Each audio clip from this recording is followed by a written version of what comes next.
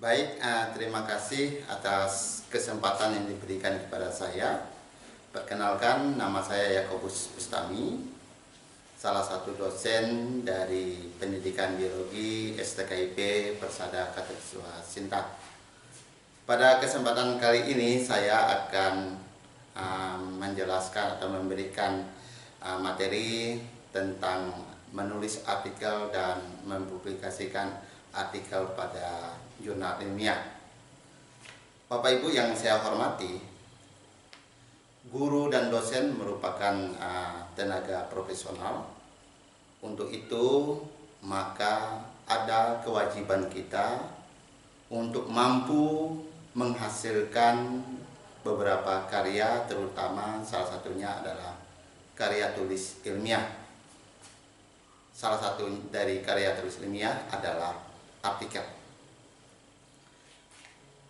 Beberapa guru yang pernah berdiskusi dengan saya, ada banyak guru yang mengalami kendala dalam menulis artikel. Ya. Mengapa guru-guru mengalami kendala seperti itu? Karena mereka belum memahami bagaimana trik atau cara menulis artikel itu dengan baik dan benar. Perlu Bapak Ibu ketahui bahwa dalam menulis artikel kita harus memahami beberapa hal terkait menulis artikel itu sendiri. Yang pertama, dalam menulis artikel kita harus memahami sistematikanya. Ya, seperti apa sistematika dalam menulis artikel? Baik itu sistematika penulisan artikel hasil daripada penelitian maupun sistematika penulisan artikel yang non penelitian.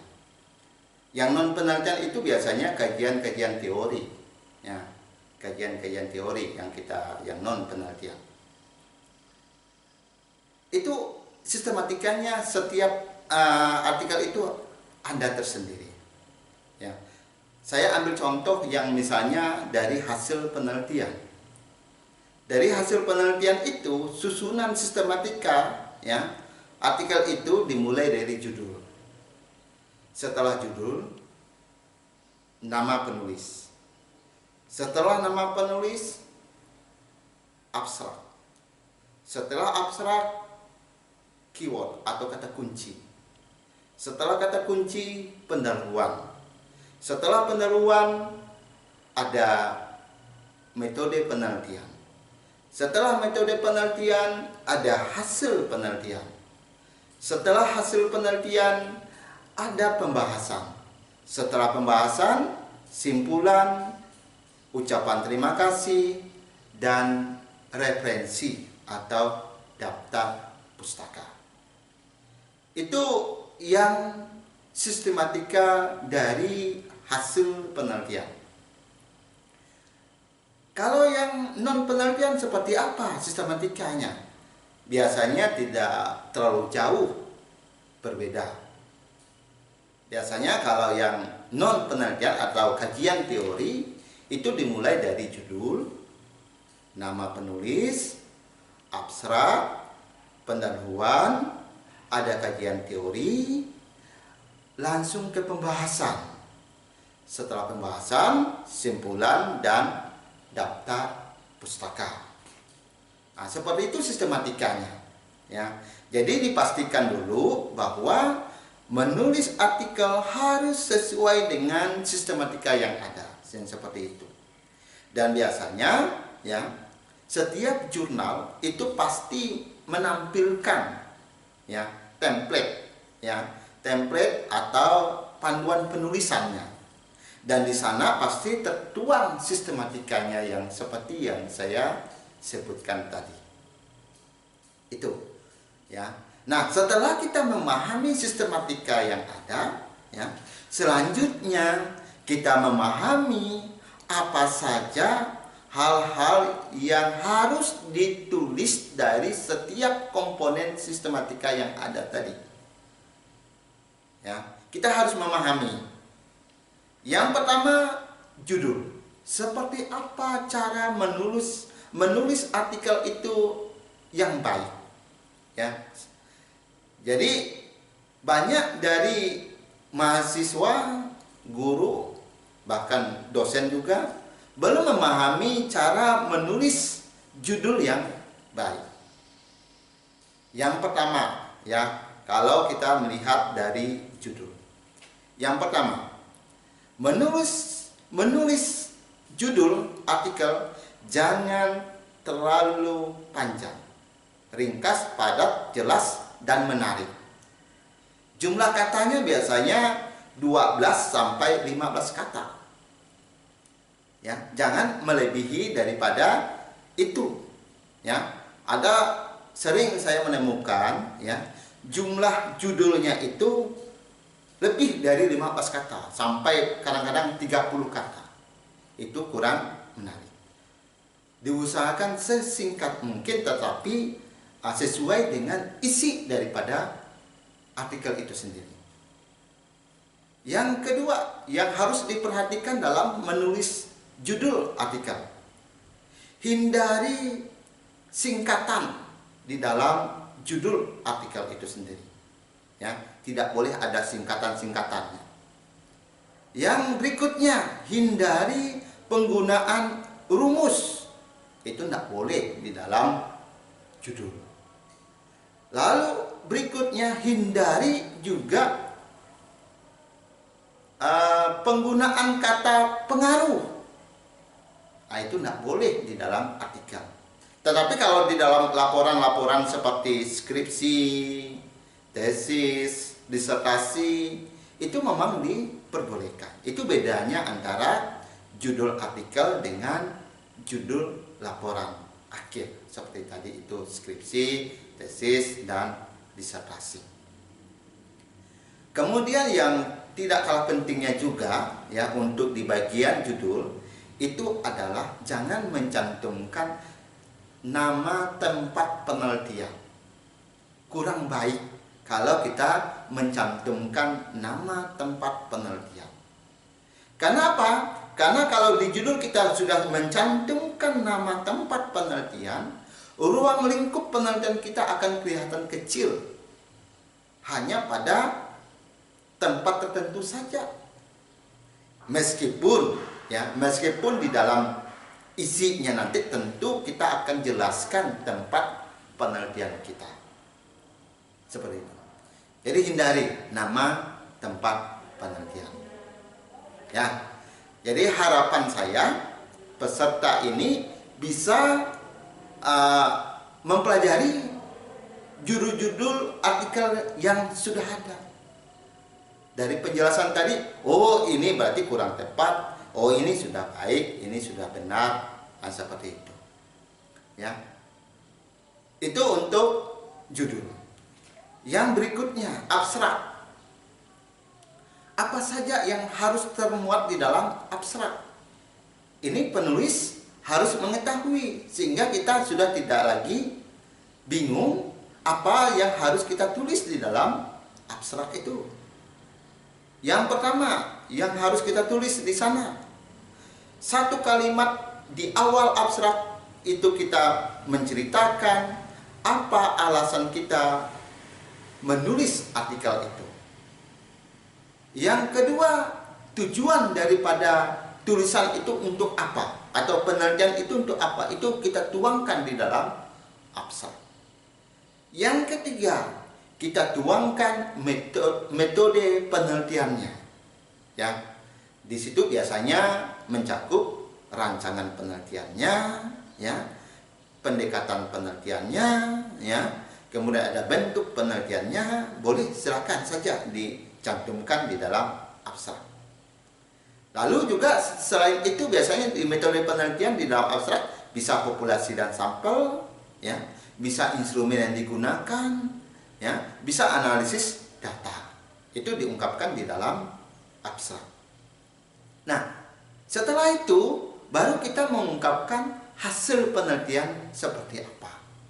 Ya, hasil penelitiannya seperti apa. Baru nanti simpulannya bagaimana. Itu kita sampai pada simpulan. Jangan mencantumkan di bagian abstrak saran. Saran tidak perlu dicantumkan di bagian abstrak.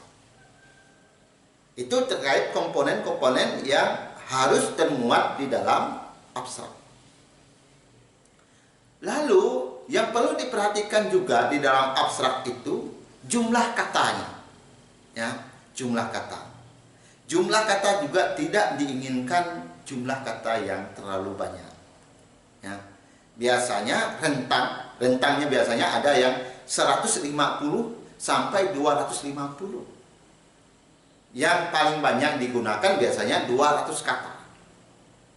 Ya, 200 kata. Silakan. Jadi jangan sampai lebih dari 250. Tapi kalau bisa itu 200 kata. Dan di setiap jurnal itu biasanya di dalam panduan penulisannya itu selalu mencantumkan jumlah katanya. Jadi ketika kita mau mempublikasikan artikel kita di salah satu jurnal, nanti kita pelajari dulu panduan penulisan.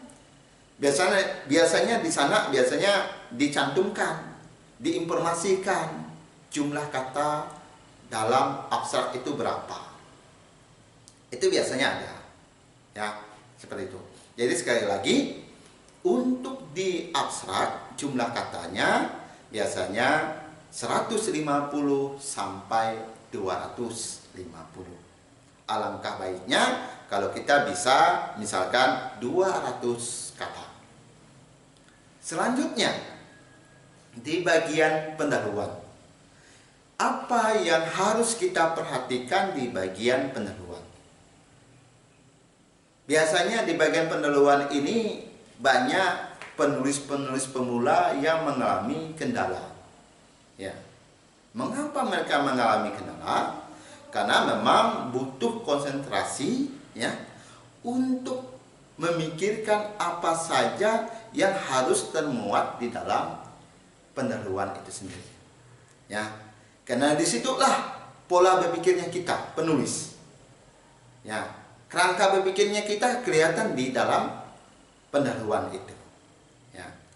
Jadi ketika kita menulis di bagian pendahuluan, yang pertama yang harus kita lakukan, kita harus memiliki kerangka berpikirnya. Ide-ide pokok itu kita tuangkan dulu, ya. Jadi setiap paragraf kita tuangkan apa saja ide-ide pokoknya,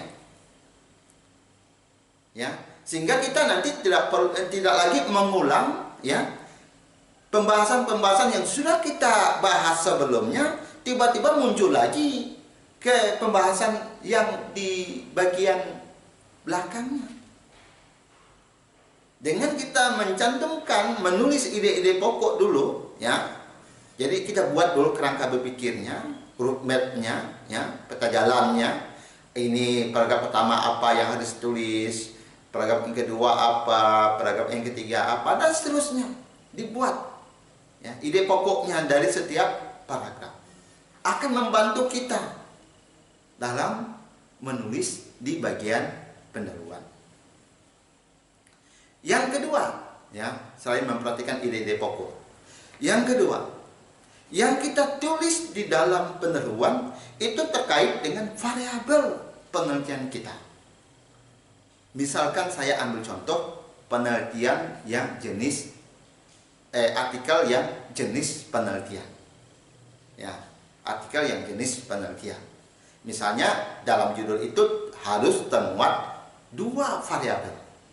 Ya, biasanya kalau yang eksperimen misalnya itu biasanya ada 2 variabel. PTK misalnya, kalau Bapak Ibu misalnya guru biasanya kan sering melakukan penelitian PTK. Itu pasti ada 2 variabel. Ada variabel bebas dan ada variabel terikat. Kalau dulu, ya, dulu tahun 2009 itu banyak penulis-penulis yang mengawali pendahuluan itu dimulai dari variabel bebas. Ya, terkait model pembelajarannya, terkait strategi pembelajarannya, terkait media pembelajarannya. Biasanya banyak yang memulai dari variabel bebas itu. Ya. Baru ke variabel terikat. Variabel terikat itu bisa hasil belajar kognitifnya, bisa kemampuan berpikir kritisnya, bisa metakognisi dan lain sebagainya, bisa sikap sosial, sikap ilmiah kalau orang sains seperti itu. Ya. Tapi kalau sekarang, ya, sekarang penulis lebih sukanya dari parabel terikat dulu, karena di parabel terikat itu yang menjadi persoalan, permasalahan, sehingga dimulai dari parabel terikat, baru nanti solusinya baru ke parabel bebasnya, seperti itu. Ya, jadi biasanya dalam peneluan memuat parabel bebas dan parabel terikat.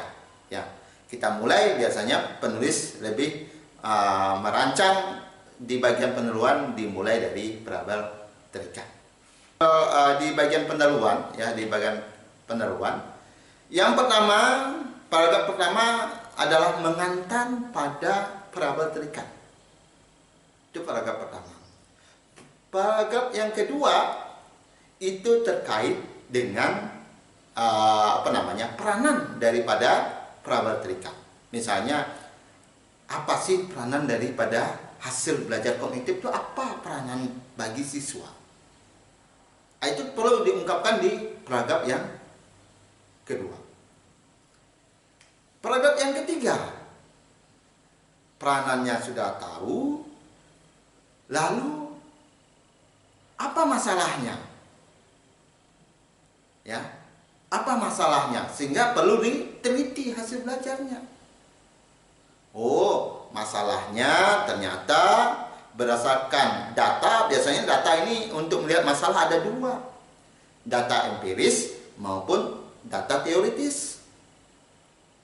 Kalau data empiris itu biasanya kajian di lapangan, teoritis berarti dari teori-teori yang ada, dari penelitian sebelumnya, seperti itu. Ya, maka biasanya di dalam peneluan biasanya penulis suka menyampaikan seperti ini. Jadi berdasarkan praobservasi menunjukkan bahwa hasil belajar kognitif siswa masih rendah, sekian-sekian. Itu biasanya itu berdasarkan kajian empirisnya berarti. Lalu dilanjutkan, selanjutnya hasil penelitian yang dilakukan oleh A dan seterusnya misalnya menunjukkan bahwa hasil belajar kognitif masuk kategori cukup misalnya dengan nilai rata-rata sekian. Itu adalah kajian teori. Hal ini didukung dengan apa-apa, siapa yang mengungkapkan. Itu adalah kajian teori. Itu fakta-fakta tentang masalah hasil belajar kognitif. Itu.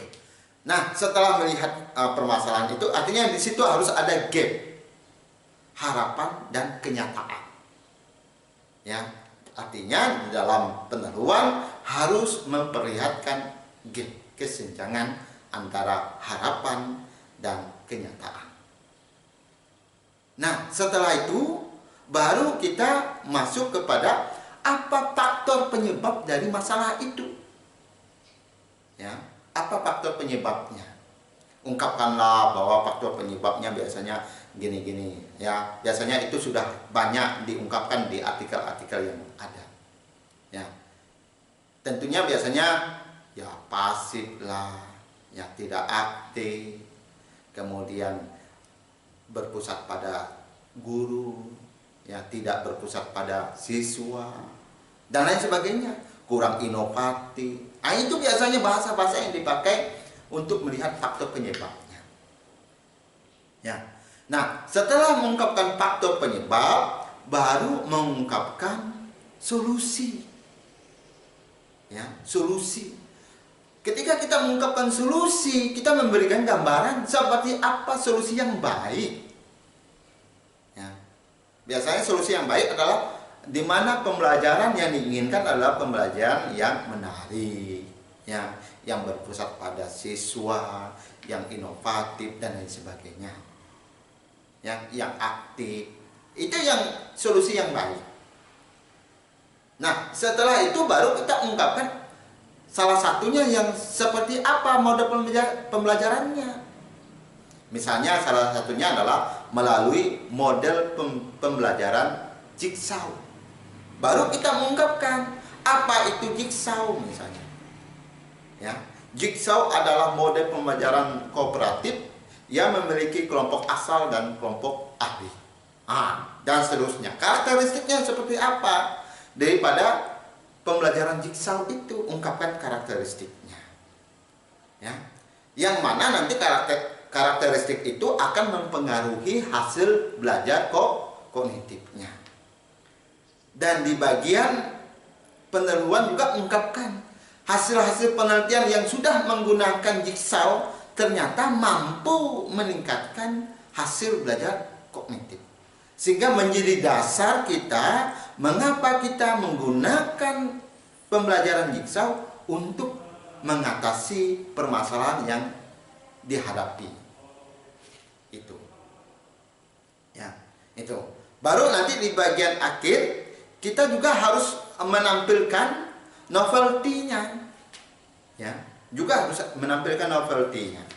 Apa itu novelty? Keterbaruan. Bahwa artikel kita ini berbeda dengan artikel yang sebelumnya, sama-sama menggunakan jigsaw. Tetapi di mana letak perbedaannya? Oleh karena itu kita biasanya untuk memperlihatkan novelty kita, ya, kita membandingkan antara tulisan yang sudah seperti ini, yang ada itu yang ini, yang kita itu apa bedanya? Itu diungkapkan juga di bagian akhir daripada pendahuluan. Kita harus memunculkan novelty-nya, ya, novelty-nya. Nah, setelah novelty, baru yang terakhir adalah tujuan daripada penelitian kita. Jangan lupa tujuan, ya. Biasanya tujuan itu diungkapkan di bagian abstrak dan di bagian pendahuluan. Tujuan daripada tulisan kita atau penelitian kita. Baru selesailah mengungkapkan di bagian pendahuluan. Selanjutnya masuk di bagian metodologi penelitian atau metode penelitian. Apa yang harus tertuang di dalam metode penelitian itu? Yang harus tertuang di dalam metode penelitian yang pertama adalah rancangan penelitiannya. Ya, rancangan penelitiannya harus ada. Yang kedua, populasi dan sampel penelitian.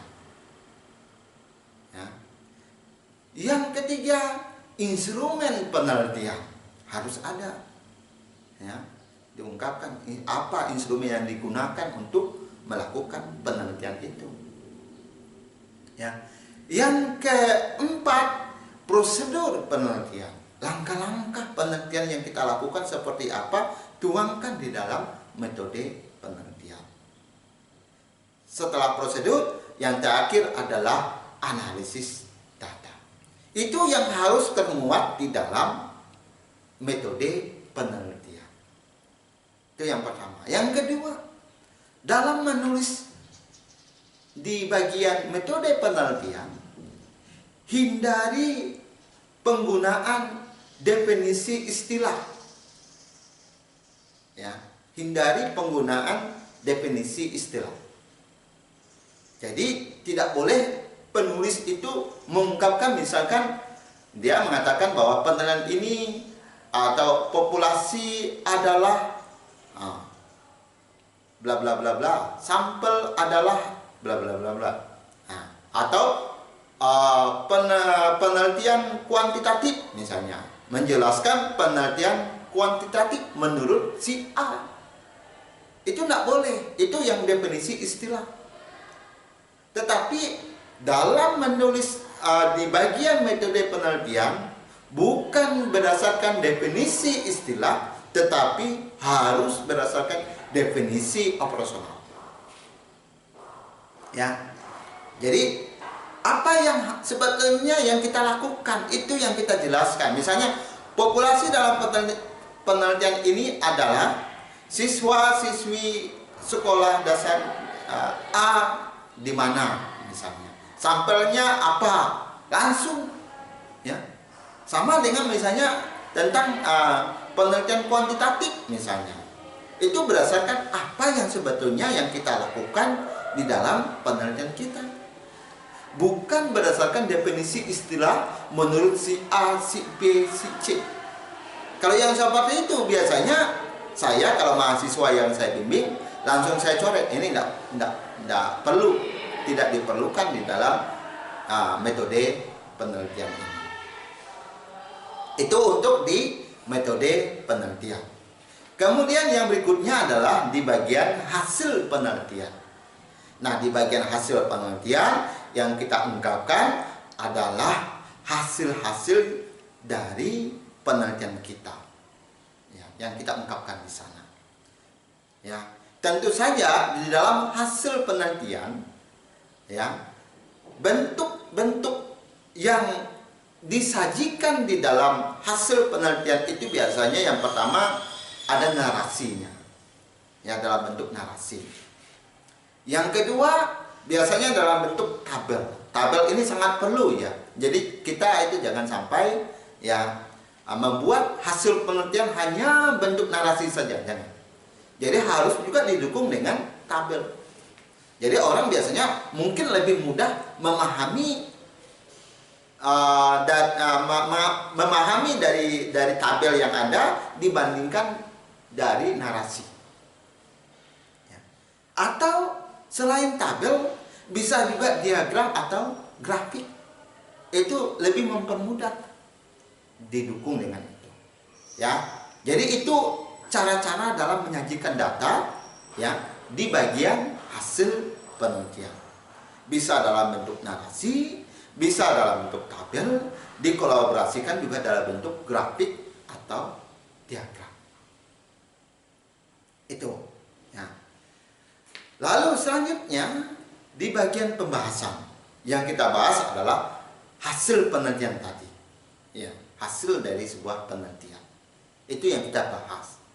Nah, dalam pembahasan itu tentu saja harus ditunjang dengan referensi, dengan teori, dengan penelitian sebelumnya. Ya. Jadi apakah hasil penelitian kita sejalan atau tidak sejalan? Ungkapkan. Kalau sejalan itu seperti apa? Kalau tidak sejalan itu yang seperti apa? Itu. Lalu kalau misalnya ada dampaknya, mengapa ada dampak? Ungkapkan dari teori-teori yang ada. Misalnya tadi adalah model pembelajaran Jigsaw mampu mempengaruhi hasil belajar kognitif. Mengapa mampu mempengaruhi itu? Ada apa dengan Jigsaw? Jelaskan bahwa Jigsaw ini ada kegiatan argumen, berdiskusi misalkan. Nah, dengan adanya diskusi, mereka saling berargumen, membuka wawasan, sehingga kognitifnya semakin berkembang, sehingga menyebabkan hasil belajarnya semakin baik. Itu. Dan itu harus ada teori yang mendukung. Siapa saja yang mengungkapkan hal yang hampir mirip sama seperti itu diungkapkan di bagian pembahasan. Ya. Kemudian yang berikutnya adalah simpulan. Simpulan ini diusahakan hanya satu paragraf dan tidak boleh terlalu panjang. Menyimpulkan dari hasil dan pembahasan yang ada. Itu di bagian simpulan. Lalu juga ada di bagian simpulan mengungkapkan implikasinya, ya, rekomendasinya apa dari hasil penelitian kita. Itu wajib ditambahkan di bagian simpulan. Kemudian setelah itu baru kita masuk ke ucapan terima kasih setelah simpulan. Jadi ucapan terima kasih itu biasanya menjadi salah satu alternatif saja. Bisa ada, bisa tidak ada. Itu. Kalau ada, harapannya sih ada. Kenapa? Karena dalam melakukan penelitian tidak hanya kita yang ada kontribusi di sana. Ya, tidak hanya penulis yang memiliki kontribusi. Tetapi pastinya ada pihak-pihak lain yang berkontribusi dalam tulisan kita itu. Apakah lembaga kita sendiri, atau lembaga tempat kita melakukan penelitian, atau pemerintah. Ya, pemerintah, apakah itu pemerintah kabupaten atau pemerintah pusat misalkan. Silakan diungkapkan ucapan terima kasih di sana. Nah, selanjutnya setelah ucapan terima kasih, daftar pustaka atau referensi. Nah, dalam penulisan daftar pustaka itu jangan sampai kita menulis daftar pustaka tidak konsisten. Banyak yang saya temukan ya, menulis daftar pustaka itu tidak konsisten. Saya ambil contoh. Ya. Ada beberapa tulisan orang yang di sana ya, penulisan tahun. Jadi referensi yang satunya itu tahunnya dibuat dalam kurung.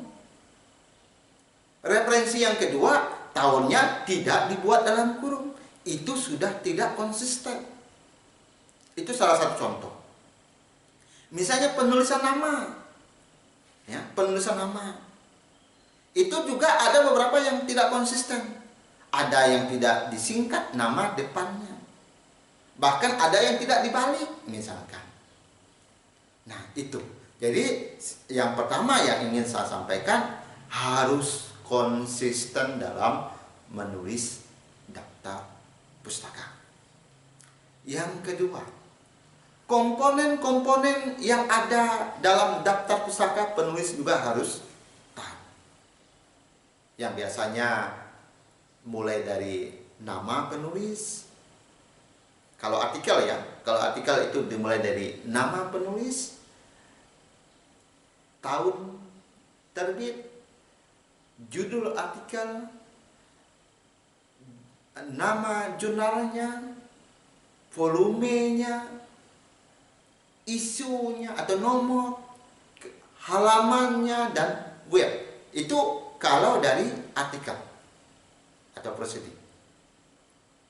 Tetapi kalau dari buku, itu ada nama, ada tahun, hampir sama ya. Ada tahun, ada judul, ya, ada nama penerbit, dan ada kota penerbitnya. Nah, itu dari buku. Ya, dan harus konsisten. Lihat aturan-aturannya. Biasanya yang banyak digunakan aturan penulisan daftar pustaka itu banyak jurnal-jurnal yang menggunakan apa style. Ya, menggunakan apa style. Ya, silakan lihat bagaimana cara-cara penulisan menggunakan jenis apa style. Nah, itu dilihat. Tadi biasanya meskipun mungkin banyak jenis-jenis yang lain, tapi lebih umum menggunakan jenis penulisan apa style. Itu yang perlu diperhatikan. Yang selanjutnya, jumlah referensi. Ya, jumlah referensi. Bapak Ibu, saya ingin menyampaikan, ya Bapak Ibu peserta yang ada di sini, saya ingin menyampaikan bahwa kalau kita menulis, pasangannya pasti membaca. Ya, menulis pasangannya membaca. Tidak bisa kita hanya menulis tanpa membaca, itu tidak bisa. Untuk mengetahui kita menulis, kemudian kita membaca, maka ya, untuk mengetahui kita menulis dan membaca, orang akan melihatnya di tulisan kita itu. Apakah di dalam tulisan kita itu sudah banyak referensi yang mendukung atau tidak? Ya. Ada beberapa yang saya temukan biasanya referensinya hanya 5, hanya 4, hanya 7, hanya 10. Itu sangat minim, Bapak Ibu. Kalau referensinya hanya begitu. Diusahakan kalau JP Bio yang sekarang masuk Sinta 3 yang saya kelola ya, Jurnal Pendidikan Biologi, itu saya meminta kepada penulis agar referensinya atau daftar pustakanya itu minimal 20 jumlah daftar pustaka. Minimal 20. Di mana? Di mana 20% itu adalah bersumber daripada buku. Sisanya minimal 80% harus dari artikel. 80% harus dari artikel. 20%. Kalau bisa 100% dari artikel. Ya, 100% dari artikel. Jadi harapannya peserta yang ikut kegiatan ini, program ini, jumlah referensinya di artikel yang Bapak Ibu buat jangan sampai hanya 10, 7, dilihat kembali itu. Kalau bisa 20 minimal. Kalau bisa 50 lebih baik. Ya, lebih baik kalau jumlah referensinya sampai 50. Itu. Ya, dan utamakan tadi referensinya adalah referensi dari artikel. Ya, baik itu artikel nasional terakreditasi, kemudian internasional bereputasi. Silakan Bapak Ibu. Kalau kita misalnya tujuannya untuk dipublikasi di internasional bereputasi, gunakan referensi-referensi yang dari jurnal internasional bereputasi. Kalau kita misalnya tujuan kita mau ke jurnal nasional terakreditasi, gunakan referensi-referensi pada jurnal yang nasional terakreditasi. Seperti itu. Ya. Sebaiknya menggunakan referensi dari jurnal nasional terakreditasi dengan jurnal nasional internasional bereputasi. Itu. Ya. Jadi itu yang harus diperhatikan oleh Bapak Ibu dalam menulis artikel. Kalau itu sudah, maka sudah ada persiapan kita bagaimana kita mempublikasikan artikel kita di jurnal ilmiah kita. Bapak Ibu peserta yang saya hormati, perlu kita ketahui untuk jurnal ilmiah, tingkatan-tingkatan untuk jurnal ilmiah itu seperti apa? Ya, biasanya ada 4 tingkatan. Ya, ada 4 tingkatan jurnal ilmiah. Yang pertama itu nasional ya. Yang pertama nasional, yang kedua nasional terakreditasi, yang ketiga internasional, yang keempat internasional bereputasi. Kalau yang nasional itu biasanya itu adalah jurnal lokal yang belum terindeks SINTA kalau sekarang. Jadi sekarang itu pengindeks untuk nasional terakreditasi biasanya SINTA. Ya. SINTA ini ada SINTA 1 sampai SINTA 6. Yang tertinggi adalah SINTA 1. Ya. Level yang tertinggi adalah di SINTA 1. Jadi kalau sudah terindeks biasanya, kalau sudah terindeks oleh SINTA, maka dia biasanya adalah jurnal nasional terakreditasi. Tapi kalau belum, maka dia belum masuk ke tingkat jurnal nasional terakreditasi. Ya. Selanjutnya tadi jurnal nasional terakreditasi pasti pengindeksnya adalah SINTA. Ya. Selanjutnya internasional. Biasanya internasional itu jurnal yang editornya atau reviewernya lebih daripada 2 negara. Ya, yang biasanya sudah menggunakan bahasa internasional, bahasa PBB, bahasa Inggris. Itu biasanya yang digunakan. Ya, biasanya pengindeknya adalah pengindek Copernicus. Ya, Copernicus itu lebih umum. DOAJ juga bisa. Ya, itu pengindek yang jurnal internasional. Kemudian kalau yang internasional bereputasi pengindeksnya biasanya ada 2. Ya, ada 2. Scopus dengan Web of Science. Ya, WOS. WOS. Jadi ada dua, Scopus dan WOS tadi itu. Nah, kalau untuk Scopus yang lebih terkenal di Indonesia ini, Scopus ini memiliki level-levelnya. Ada Q1, ada Q2, Q3, Q4, dan tanpa Q. Belum ada Q-nya. Ya, ya, puji Tuhan, saya sendiri mulai dari Q1 sampai yang tidak ada Q-nya sudah ada artikel saya yang terbit di sana. Q1 juga sudah ada, Q2 juga sudah, Q3 juga sudah, Q4 juga sudah, dan yang tidak ada Q juga sudah pernah saya menerbitkan artikel di sana. Yang tentunya semakin tinggi tadi itu Q-nya, Q1 itu level menulisnya juga semakin rumit. Ya, semakin rumit seperti itu. Tapi mari kita berusaha untuk mencoba, siapa tahu dari hasil diskusi kita ini, ya, dari hasil diskusi kita, artikel tersebut bisa dipublikasikan di internasional berputasi. Itu.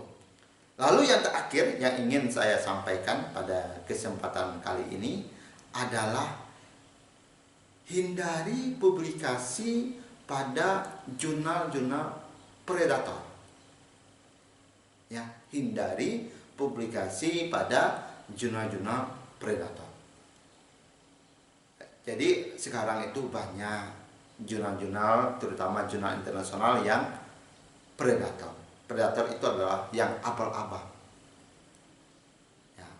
Ada linknya, ya, link khusus, list daripada jurnal predator itu. Hindari, cek di Google itu ada. Ya, cek apakah jurnal yang kita tuju itu termasuk jurnal predator? Tidak hanya jurnalnya, publishernya juga dicek di sana. Karena kalau itu masuk kepada jurnal predator, itu hukumnya tidak diakui oleh pemerintah untuk kenaikan golongan, untuk kenaikan jabatan fungsional. Ya, hindari itu agar artikel yang kita tulis dengan sebaik mungkin, ya, itu dapat diakui untuk kenaikan golongan atau pangkat. Baik Bapak Ibu, jadi saya pikir ya hanya itu yang bisa saya sampaikan, ya, terkait bagaimana kita menulis artikel dan mempublikasikan artikel pada jurnal ini. Mudah-mudahan materi yang saya sampaikan ini bermanfaat bagi peserta Bapak Ibu yang hadir, yang mendengarkan ini, dan artikelnya dapat dipublikasikan pada jurnal-jurnal yang akan dituju. Terima kasih, sampai jumpa, dan dadah.